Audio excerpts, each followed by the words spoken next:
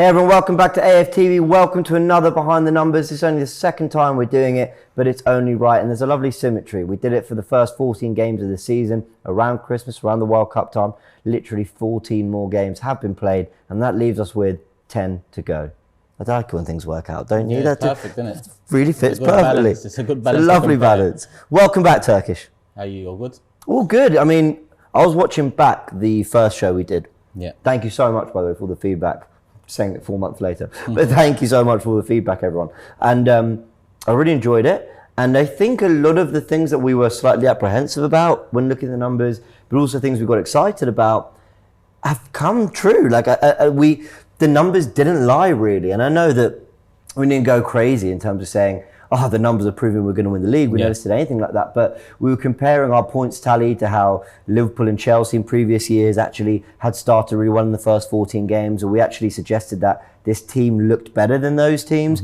And we haven't fallen away like those other clubs did. But then we asked the question, are we as good? Can we keep up? And when you look at some of the other points tallies we're going to go into here as well, we don't rank with the very best ever in Premier League history. So there was a nice balance there. And I'm hoping the numbers will give us a really good sense of what's to come in the final 10 as well. So do I, because the numbers are still good. They are still very good. I don't think they're as good as the first 14 games, but actually I say that, but when I look at some individual performances, they're even better. Yeah. But overall, I think it bodes well for the last 10 games and the consistency we've showed over the first 14, then the next 14 post-World Cup.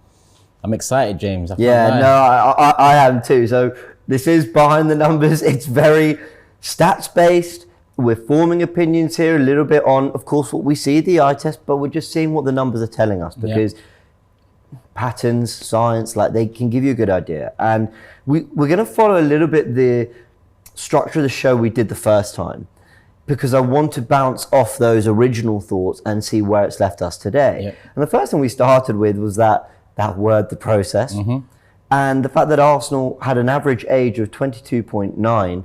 Again, that came to about 22 years and 10 months or whatever. In the last 9 signings they'd made, we made 3 signings since then in the month after we recorded that video. And the average age, well, not the average age, but the age of the 3 players we signed, Kivior at 22, Trossard at 27, and then Jorginho, of course, at 31. What did that tell you, and what does it tell us today about where we felt the process was and what Arteta felt he needed?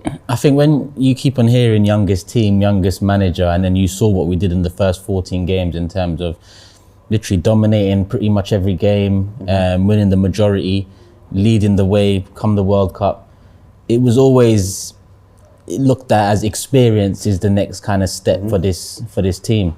So although we brought in Kivior, who's a young centre-back, and he's still got many years to flourish, we brought in 2 experienced Premier League players, proven Premier League players. Listen, Trossard, in my opinion, great signing, good age as well. Off the back of failed Mudryk saga, I guess you can call it. It looks like our plan B was the better option. And Jorginho, I mean, the links to Caicedo came in the last kind of week of the transfer window, last few days even. It built everyone up. Jorginho kind of deflated a lot of fans. But as soon as he stepped in and done his job, he is not Thomas Partey, but when Thomas Partey is missing, all we need is someone to come in and do a job for now, and Jorginho's done that. I think I look back at the signings, I look back at their ages, and I look at what we're doing and where we're going, and I think it was the right thing to do, especially Trossard and Jorginho at 27 and 31. Completely and utterly agree. And on the topic of individuals, the reason that they needed, a little bit of help and experience is because of the young players that were stepping up and carrying so much of the weight. And it's fair to say they still are. Now, the goal contribution from players in that first 14 games, you've got Jesus on 5 goals, 6 assists. Of course, I believe the recording of the first Behind the Numbers before we knew about the Gabriel Jesus injury. So, it's so funny because we said in that show, provided we don't get injuries, provided we don't lose any of our key players, we did, but wow, did we respond? And we're going to explore that in a sec. But Saka was there on 5 goals, 6 assists. Odegaard was 6 goals at the time. Even Xhaka was chipping in. Now, I want to stress this in all comps. A lot of the numbers are going to be Premier League based, but in all comps now, I mean, have a little look at this. Jesus, okay, still on 5 goals, I've got here 7 assists, so that might have been an error from the first graphic. Sometimes they go back and credit an assist they didn't before. But looking up now, he's on 5 goals, 7 assists for the season. Saka, though, 13 goals and 10 assists in all competitions. Odegaard, 10 goals, 7 assists. Martinelli, 13 goals, 3 assists. Granit Xhaka, of all people, with 6 goals and 5 assists as well. Trossard, and this is just his Arsenal numbers, was just the 1 goal, but a whopping 6 assists since he's arrived at Arsenal. Unbelievable, a hat-trick of him against Fulham. Nketiah with 9 goals and 2 assists. And Reece Nelson, who's had very limited game time, has chipped in with 3 goals and 3 assists. That's a really impressive return across the pitch. 100%, because when Jesus was out, a lot of us worried, but you look at the players here and they kicked on. You know, Odegaard went from 6 in the first 14, he's on 10 now. Saka went from 5 in the first 14, he's on 12 in the league now. And Martinelli, I mean, 5 in the first 14 and then another 8 goals since. Yeah. He's really kicked on. And Martinelli is one of the players that, in Jesus' absence, a lot of people saw maybe some, not necessarily flaws in his game, but not the consistency he showed in the first 14. But when you look at the numbers and you look at the form he's on in the last, six games, in our latest winning run, 6 in 6. Yeah, he's our top scorer in the Premier League. So in Jesus' absence, a lot of players stepped up. Let's not forget Eddie Nketiah too. Yeah, you're absolutely right. And only PSG's Neymar, Messi and Mbappe, they're decent players, I think. They're all right. They're not bad. Would they get in our... No, I'm not starting that. Have 10 goals or more in their league this season, alongside Arsenal's Martinelli, Saka and Odegaard. And you're right to mention Martinelli. When we look at his breakdown, 6 goals with his right foot, 4 goals with his left, 3 headers. He's a very complete player. And I saw a really good angle from high and behind the goal with his goal against Palace that puts us 1-0 up. That touch and set to then like lash it with his left foot is unbelievable. That's the efficiency I saw Mane and Salah scoring goals at for Liverpool. Just, I need, find a little bit of space, touch, bang, goal. Yeah. He has been, and I'm not even going to do the whole, he's been unbelievable, because I actually don't think he has been. When you talk about his over-round play, I think he's been very, very good. But in front of goal, it's that killer instinct. He's got it. He's hungry. That's what it is. And on that goal against Palace, I mean, it was quick, it was decisive. And sometimes you see players dilly-dally trying to get the ball on their stronger foot. There was no dilly-dallying with Martinelli there. And there hasn't been throughout the season. Like you said, 6 on his right, 4 on his left, 3 headers. He puts himself into great position. But that goal against Palace, I mean, just takes it out of his feet, goes towards the left and just bangs it straight in. Perfect finish, good strike on the ball. Yeah, and it's not a coincidence, is it, that Arteta had so much praise for the work he did with the likes of Sterling, with the likes of, not so much Mahrez, I think, but Sane at Man City, and 2 areas of the pitch that not only are they so key for us in terms of our wingers with Saka and Martinelli's output, but also I think were the quickest areas of the pitch to improve in this Arsenal team. Like, Saka very quickly started finding output under Mikel Arteta, as did Smith Rowe out wide and Martinelli. He clearly knows what he's doing with those wide positions. And there was a report on Sky Sports recently about the Premier League players and the most one-on-one take on. Saka leads the way by a country mile, I think 200 plus, and this report was maybe over a couple of weeks ago now. There you go. In second place is Martinelli. So what Arteta's done well is the system gets them into positions quickly to allow them for one-on-ones with the defender. And then on top of those stats, Martinelli is also leading the Premier League in terms of dribbles into the opposition box. Well, there you go. So, you know, Arteta's done wonders for the wingers in particular. And that's not taking anything away from them, because they're young, they're quality. But it just seems that everything's in place now for a long, bright future at Arsenal. And how many teams in the league play with out-and-out wingers? You know, these are 2 players that hug the touchline and then run at their fullbacks and try to combine with the midfielders and players around them. When you look at Man City, Grealish and Mahrez, I see as more wide playmakers. Foden can run at players, but so can Grealish. They all can, because they're world-class players, but it's more that they're expected to create from wide areas in terms of what they do with the ball, their culture, their vision, all that. We've got players that blitz at their fullbacks. Even Liverpool's forwards are more like inside forwards that kind of play in kind of central pockets, are more kind of strikers that can play wide. So I also have a very kind of unique profile out wide. Yeah, and it makes me appreciate Arteta more. Because the club got so stale over those, you know, latter Wenger years. And, you know, Emery came in and tried to bring the playing at the back philosophy, and we saw that go pear-shaped a hell of a lot. But 3 years on now, you see the football we're playing, and the reports I've been reading about how the system is getting the best out of certain players. And I say certain players, I think it's getting the best out of all the players, if I'm honest. I really do appreciate Arteta now. I completely agree. And we're going to give him more appreciation in a little bit. Let's talk about, we're still on the front four thing. I mentioned that in my review of last season, Arsenal only got 31 goals from their front four. That was behind Tottenham's 48, Liverpool's 59, Man City's 41. Arsenal this season have got 41 goals already from their front four. And that includes the Jesus injury, right? I haven't changed it to just slip in Nketiah's numbers in that time, which would bump that up to, what, 47, 48 or whatever. The reason I've done that is because I almost want to make the point as to how good Arsenal have been with that front four. Again, it does include Trossard. When you look at Spurs 48 from last season, Kane firing with a lot of those goals as well.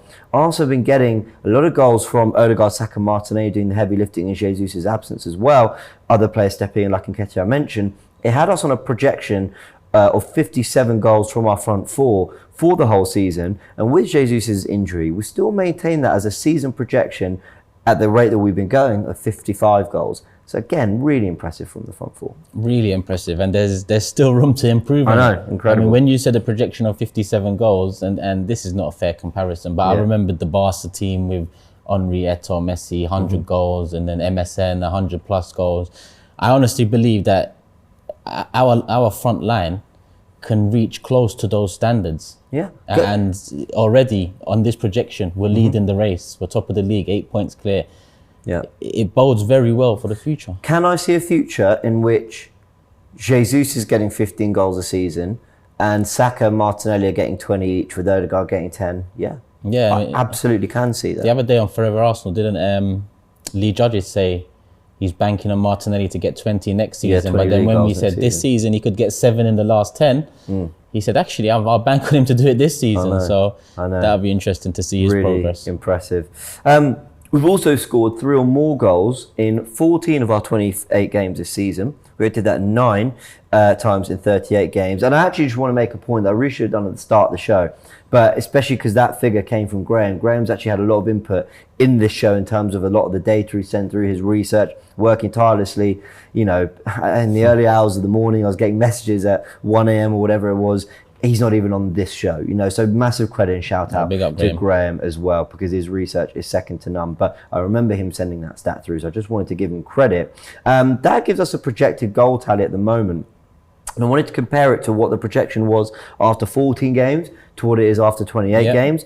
It was a projection of 90 goals before. We're still on a projection of 90 goals for at the moment. That shows the consistency. That shows that the relentless nature Arsenal have been playing at in terms of their attacking football. However, we have seen that projection of goals against jump from 30 to 35. Not a good thing. But again, we're going to explore that a little bit later in the show. The goal difference projection is now plus 60. Well, it was plus 60 and it's now plus 55. So I want to explore that in a little bit more detail later. We talk about the defending, but again, ultimately very impressive numbers. 100%. I mean, 14 out of the 28 games scoring 3 or more goals. That's what you need to be challenging and winning Premier Leagues. When you said it to me as well before we recorded, you said, so we've scored 3 or more in half our games. And I thought, oh yeah, but then actually 3 against Liverpool, 3 against Man United, 3 against Tottenham, 5 against Forest, 3 against Fulham recently, 4 against Palace. I've just reeled off 6 games there, 3 at Brentford, 4 against Leicester. I mean, we have been scoring goals.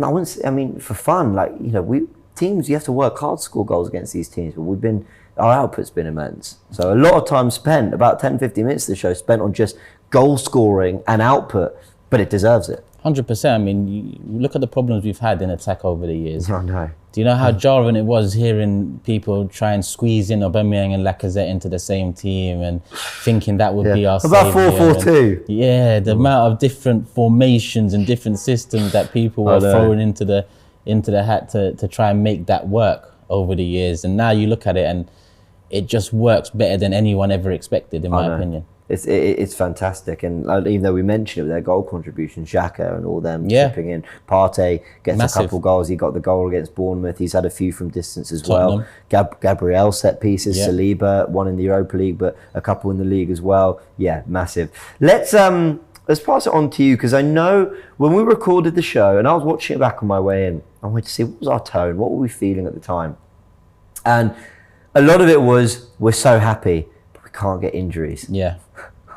We might have jinxed it at the time Yeah. because we got one. And it was a big one. It was only Gabriel Jesus, only our £45 million signing from Man City, only our number 9, only probably the most exciting signing we've made in as long as I can remember.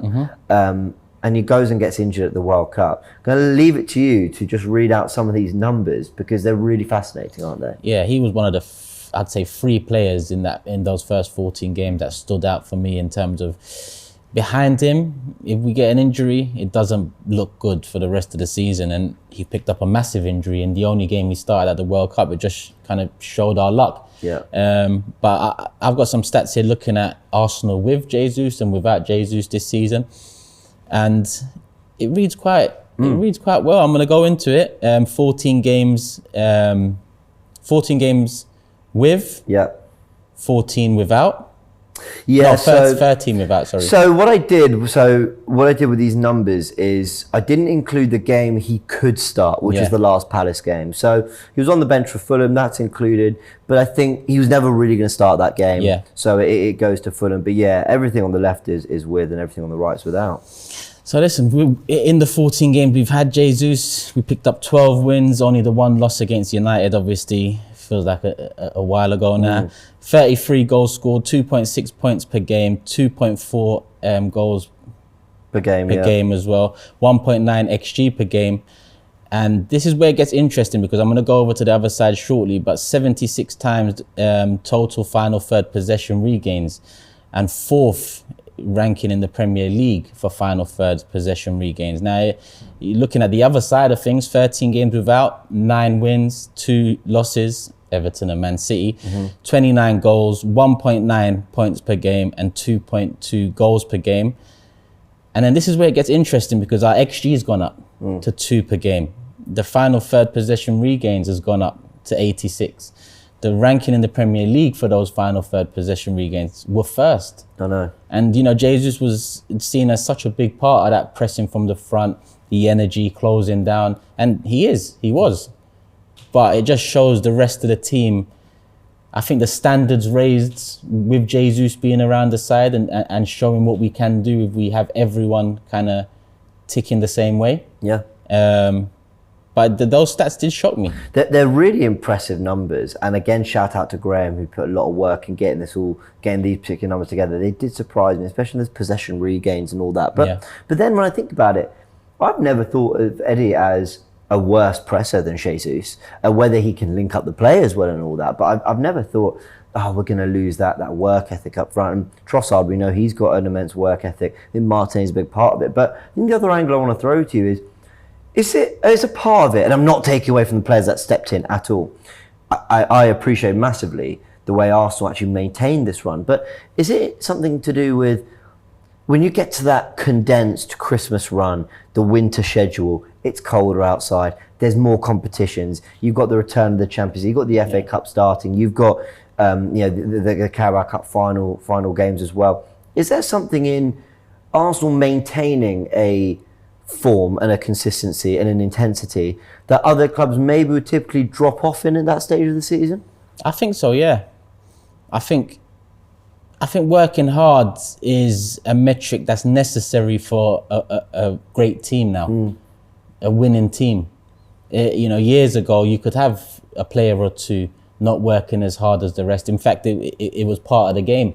The part of the game was, he ain't going to run as much as you, but you do the work for him. Yeah. Now there's none of that. Yeah, it's true. Now there's absolutely none of that. Now every single one of you have a job to do. Every single one of you will work. Every single one of you will provide defensively as much as you might want to offensively. Yeah. And when you watch and seen the great teams over the last 5, 6, 7 years, that's something that's been common amongst them all, working hard. 100%. And that doesn't come down to quality. Everyone can work hard. It's just having the belief in the manager, having the belief in the system, seeing it in front of your own eyes, which is what Arsenal have been seeing this season. Yeah. And funnily enough, I remember Martinelli about a year and a half ago saying, we're going to achieve great things with this club. The players really believed in Mikel from the get-go, you know. Tierney spoke out a lot about it. Yeah. Yeah, Odegaard, you hear what he's been saying. Zinchenko and Jesus even signing for us. Yeah. You're absolutely right. They did. You know, Partey. I mean, granted, it was on the back of the FA Cup win, but, you know, a call from Arteta or whatever, he's convinced to leave Atletico Madrid, who were on for great things at that time. Mm-hmm. So you're absolutely spot on. I've got here the points tallies. After 28 games, you know, well, not so much points tallies, but our record of 22 wins, 3 draws, 3 defeats. After the 14 games, it was 12 wins. So we've added 10 wins in that final 14. Yeah.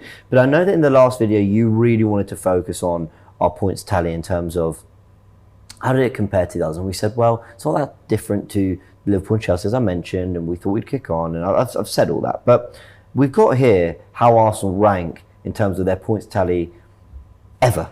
After 28 games. And I know that you find this really interesting. I do, because it gasses me up a bit more, especially when I see what I want to see. Do you know what I mean? I get it. In years gone past, I was kind of looking at these things and noticing what I didn't want to see more than what I want to see. Mm-hmm. But this season, like we done after the first 14 games, the numbers read well. Mm-hmm. Now they're reading as well, if not better, in my opinion. Looking at the top, well, we've got the top 20 here, but looking at the top 10 greatest Premier League points tally after 28 games, Liverpool top 79 points in the 19-20 season. Real tally. That must be, because you've got to add 10 more points onto that. So that's 3 more wins and a draw. Yeah, because they didn't lose their first game until just before COVID break. Remember, against Watford? Unbelievable. So they had 1 loss come that time. What a team. I know. And they went on to win the league. They did. In second, Man City 17-18. They had 75 points. They went on to win the league. Chelsea 05-06. Centurions, that team, wasn't it? 17-18, yeah? Yeah. Wow. So Liverpool must have had quite a drop-off because they hit on 99. But obviously the title was won early. They lost to the Emirates and all that, yeah. Very early. Chelsea 05-06, 72 points. And Chelsea 04-05, 71 points. Both league winning points tallies after 28 games. Man United 12-13. The Van Persie year, also 71 points, also a league title. Arsenal, Invincibles, 70 points after 28 games, league title. Man City, 21-22, just last season, 69 points and a league title. Now here, Liverpool, 2018-19, they had 69 points after 28 games. They didn't win the league title. So they're the first one in the top 10 that was leading the way come 28 games, but they didn't manage to get it over the line. Man United, 06-07, next up, 69 points as well. They won the league, and we're currently in 10th place when you're looking at the greatest points tallied after 28 games ever in the Premier League, 69 points. Yes, there's a few teams on 69 points there. I guess goal difference separates them. Yeah. When I was doing the research, it looked like goal difference was the split. Yeah. But it's a very good place to be, you know, just to whiz through the rest. Chelsea 16-17, also 69 points, title winning. City 18-19, 68 points, title winning. United 08-09, 68 points, title winning. And I'm just going to look overall here now. Out of the top 20, only two seasons where the highest points tally after 28 games didn't lead to a Premier League title. That was Liverpool 18-19 and Man United 2011-12, the Aguero year, I believe that was. That tells you a lot, doesn't it? And that tells you a lot. The other, I was about to say 18 of 20. The other 17 of the 19 we have here of seasons gone past have gone on to win the league after having the highest points tally after 28 games. Yeah. Can we make it 18 of 20? That is the big question. Absolutely extraordinary. And actually, for what it's worth, the current today Man City team, 22-23 on 61 points, is the 29th best return after. So it's amazing that we're 10th and they're 29th, but that also shows you 5 points makes that much of a difference. And you know what else I take from this as well? Going back to who was, I think it was Man City in 7th place there, 21-22, just last season, they had 69 points come this stage. Yeah. Now, a lot of opposition fans like to throw the league's not as difficult as it was card. Well, Man City were on 69 points at the same stage we are now on 69 points. Unbelievable, isn't it? You know, we are doing an incredible job this season, regardless of what people think about the rest of the league. It is a very competitive season. Very competitive. That's why the title race is still on, the top 4 race is still on, the relegation battles, including 7-8 teams at the bottom. And, you know, I guess there's one in there where Chelsea can get Conference League as well, which might be interesting to some.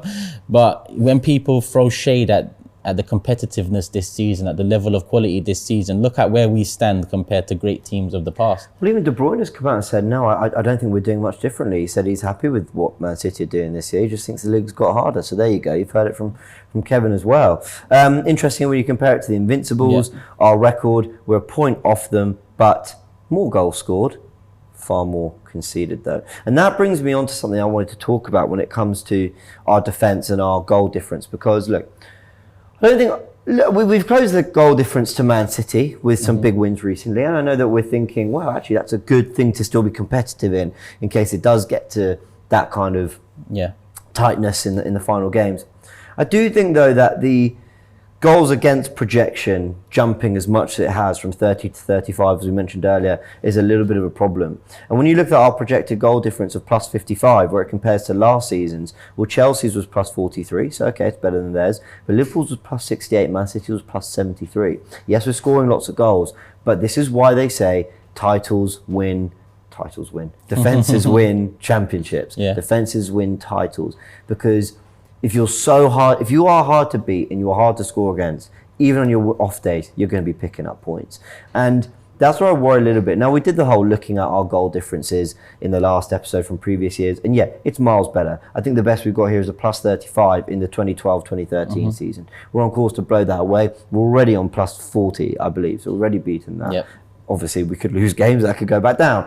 But I do think what I liked about the Fulham win and the Palace win was that we looked, even though Palace had some chances, they got quality, we looked like we addressed the issues in Sporting in the away game, the Bournemouth 3-2 game, we went life and death with Bournemouth. I think Arteta's very quickly trying to address, that's why I said on Forever Arsenal, I wasn't really worried about it, trying to address that look, we need to not leak goals because it is crucial to getting over the line. Yeah, I mean, I think we've got a great balance.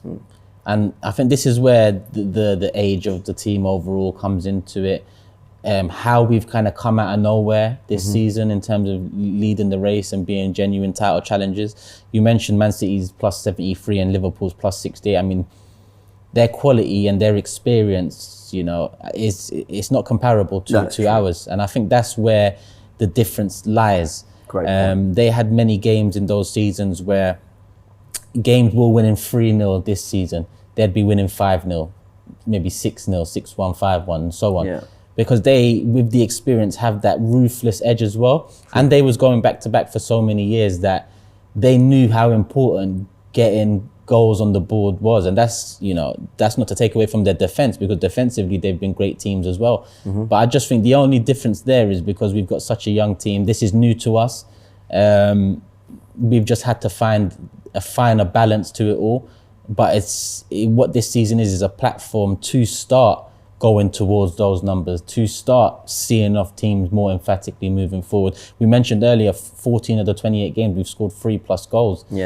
That's great. It is great. You're absolutely right. So let's see if Arsenal will continue to address that a little bit in the last 10 games. But I also think those last 10 games are going to be less about coaching. I think Arteta will say to the team, you know what to do. You know what you're doing. Now it's just keeping your heads and just going out and doing it. And that is not something that stats can measure. Let's just go through some final points as well. Just to, again, Graham said he wanted to dispel a little bit of these kind of, you know, these takes that Arsenal, you know, don't have experience winning titles. This idea that a young Arsenal team might not go down. Listen, I hear that. That's a lot of what I use against this team a little bit. I said, well, they've not been there and done it, and I actually trust that over the years they will learn that and all that. But he did want to point out that we've actually got 9 players in the squad who have experience winning leagues. Jesus with 4 leagues for Man City, 1 with Palmeiras, and of course it's not all Premier League. But Zinchenko with 4 for Man City, El Neni won 4 with Basel a long time ago, Tierney 4 with Celtic, Fabio Vieira 2 with Porto, Xhaka 2 with Basel, Trossard with 1 at Genk, Gabriel the 1 at Dinamo, and Partey 1 with Atletico. Now look, you're probably wondering how many minutes did Vieira play in that Porto one. You'll be saying how long ago were the Basel ones for El Neni and Xhaka. Trossard again a while back with Genk. Partey, Atletico. I mean, has he? I need to look at the numbers, but is that just credit for the one where he played the start of the season, then moved to Arsenal? So look, the point is though, there are players that are experienced as winners in whatever level they're playing at. Not to disrespect other leagues, but Tierney knows what it's like to win trophies. Yeah. You know, Zinchenko and Gabriel absolutely do. Granted, Xhaka has plenty of experience in the game. Do we think that that's going to aid them in this final 10 games? I think so. And you already mentioned it's not all Premier League, but I think what Jesus and Zinchenko have brought in with their experience is the experience of winning the most competitive league in the world, is the experience of winning the most controversial league in the world, I'd say as well, when you look at some of the VAR decisions and even the pressure. I think it's the most pressure It's so playing in unique, isn't England it? because the media is on your neck at all times. You know, in other leagues you can kind of go under the radar and still win leagues, and you might not have to go through the same pressure as winning the Premier League. So as much as we have winners there for sure, like you mentioned, Tierney, Nene, Trossard, Xhaka, etc., Jesus and Zinchenko have brought that experience of winning it under a pressure cooker environment, under the lights, let's say. Yeah, and I think they've all, we mentioned it with the pressing, pre and post Jesus being available for us, and how that went up. In my opinion, that went up because of Jesus and what he brought to the side and what the rest of the players looked at and thought, yeah, that's what we need to be doing. Very, very true. Possession, I'm just going to touch this very quickly. Arsenal average around 60% possession across all games this season. Only Man City, Barcelona, Bayern Munich and Napoli have more in Europe's top 5 leagues. Great company that. You've got the 4 out of the last 5 Premier League winners. You've got the current La Liga leaders who just beat Real Madrid and went 12 points clear. You've got Bayern Munich.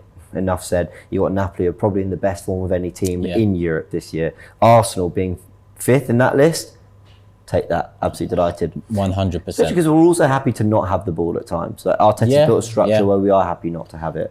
And to be honest, on that, you know, we've been a possession-based team for a long time. Wenger, you know, lacked possession as well, but he didn't have the right pieces. He didn't put the right pieces into the team during that time. So we'd be knocking on the door in a lot of games and it never opened for us, and we didn't have the ability to smash it down. Now you look at us, possession-based, we've got so many keys to open the doors. We are where we are now. It's true.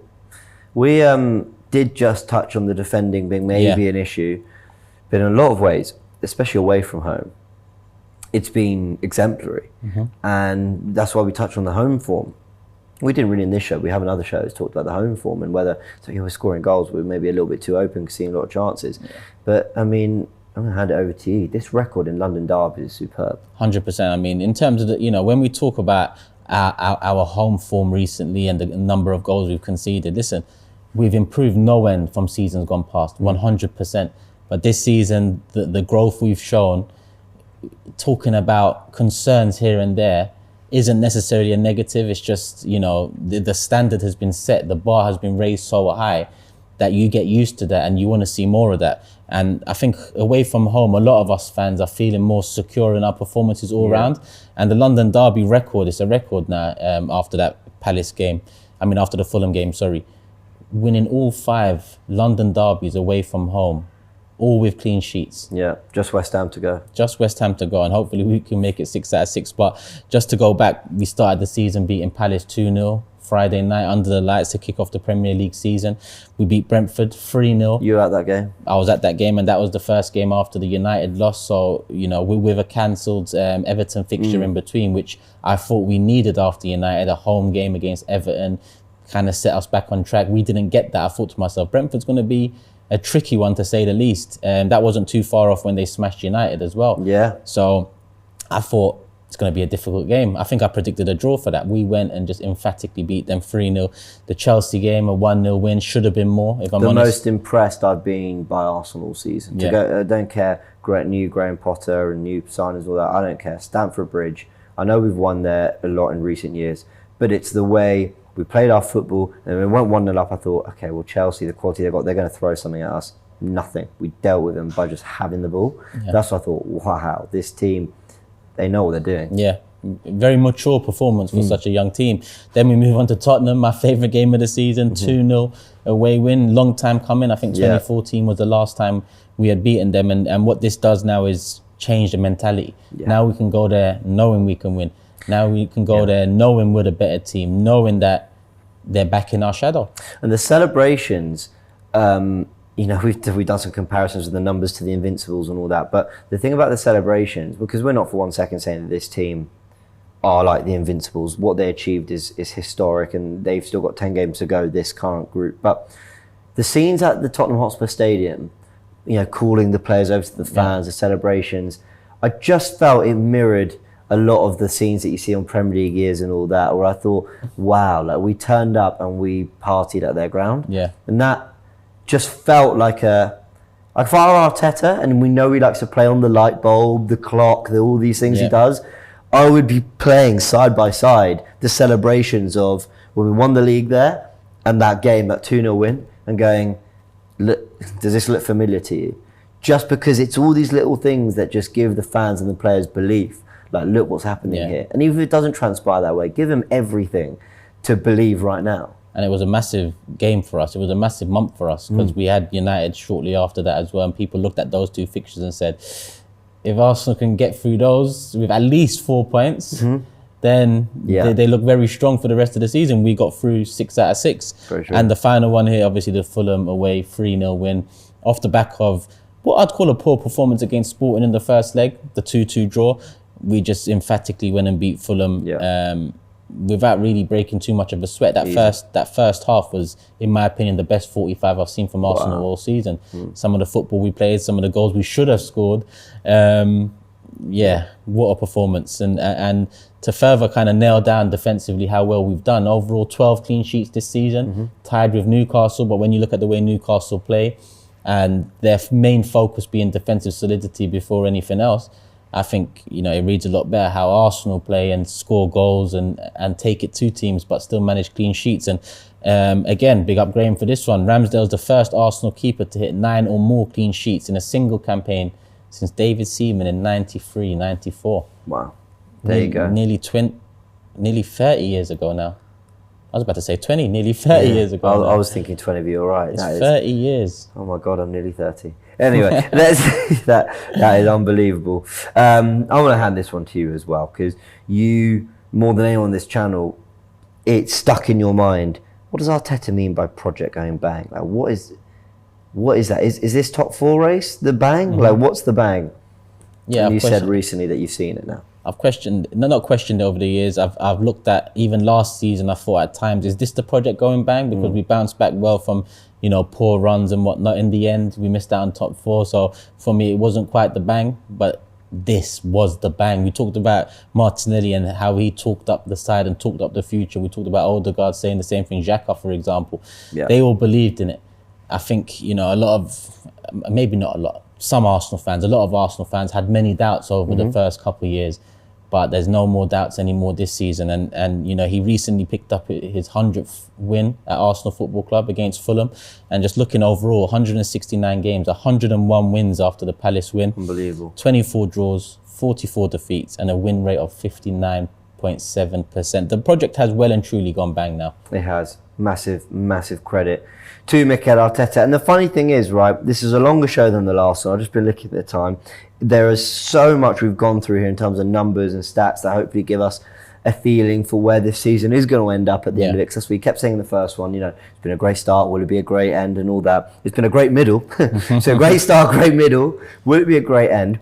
We haven't even touched on things like how many last minute goals we've scored. True. How many times we've been, you know, 2-0 up at half time, you know, and just had the game won early. There's so much you can look at from the Arsenal perspective, and it is 99% positive. I do think we need to get that balance in terms of goals scored and goals conceded, especially at home, a little bit more. At home, yeah.